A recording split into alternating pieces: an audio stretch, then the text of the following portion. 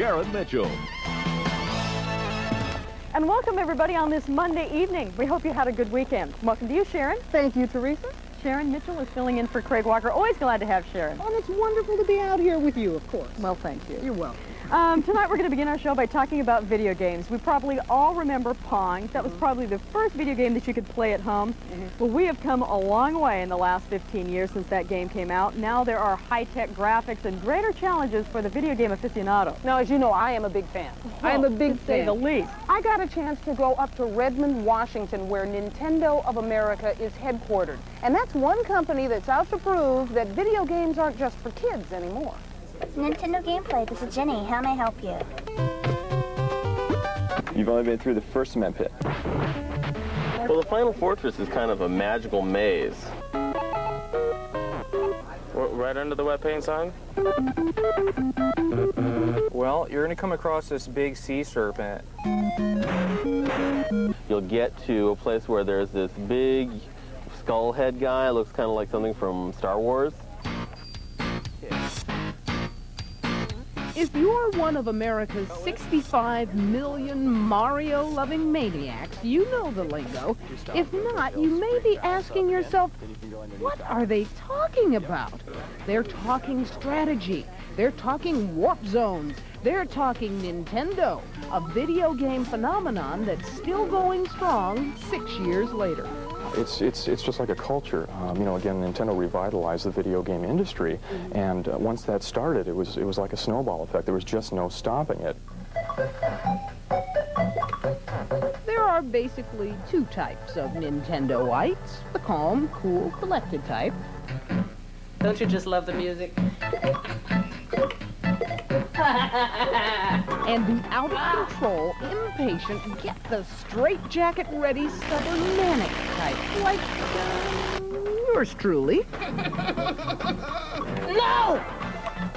What is it about these games that reduce men, women, children, even this intelligent good evening reporter to guttural noisemakers, babbling incoherently and carrying on conversations with absolutely nobody for hours on end? Give me something that I can use. It's fun. Some of the games are just really mentally challenging. The name of the games is The Games. As if 400 games aren't enough to keep Nintendo on the top of the heap, there's a monthly magazine with game-winning tips, a Game Boy you can play anywhere, and a telephone hotline that started out with 4 game counselors back in 1986. Today, 200 game counselors based in Redmond, Washington, field questions from players all over the United States, Europe, and Canada. And we're taking 140,000 calls a week, which is 20,000 a day, if that means anything. It's incredible. Players calling for a variety of reasons. Number one, and probably the most popular, is how do I get through this game? How do I defeat Ganon in The Legend of Zelda? How do I drive my car? How do I make pit stops? It could be just about anything. They're also calling to tell us what games they've accomplished, or and more importantly, probably, to give us tips. And once you stop, it'll bounce up again. Then you can go underneath that one. Yep. The counselors aren't necessarily Nintendo know-it-alls, but with 4 weeks training and all the answers right at their fingertips, they're ready to handle the phones. Well, first course, you can only go to the right. Correct? But these game counselors have something that any game-playing fan would give his NES advantage for, a job where it pays to play video games all day long. And check out Nintendo's newest offering, the Super Famicom system with 3D graphics. The only hitch, the new system isn't compatible with the old. But that doesn't seem to bother the game counselors. They're already playing the new games. It's just a great place. Would you like a job? I need a new assistant. I could do that. I really could do that. I could do that. Some people will say anything to get a crack at playing the new games on the new system.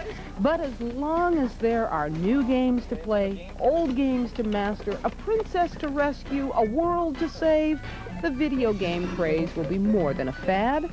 It will be an adventure. Oh, no.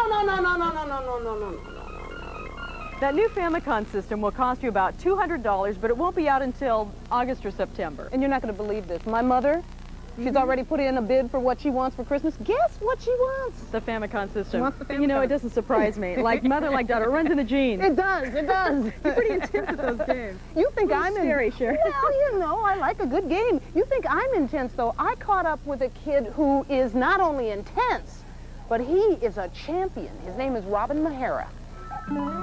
Robin is a video game pro. He's been matching his wits against various video foes for 5 years and has a world championship trophy to show for his Nintendo game-playing expertise. I'm good at them, and I like to play them. And I like playing games that take me a long time to pass, because most games I pass in a couple days. Robin says he's no Nintendo nut. He doesn't sit here for hours on end and watch the world go by, but when he is in the mood for Mario or one of his other favorite games, he gets down to some serious game playing. It takes a lot of hand-eye coordination. I'm better under pressure.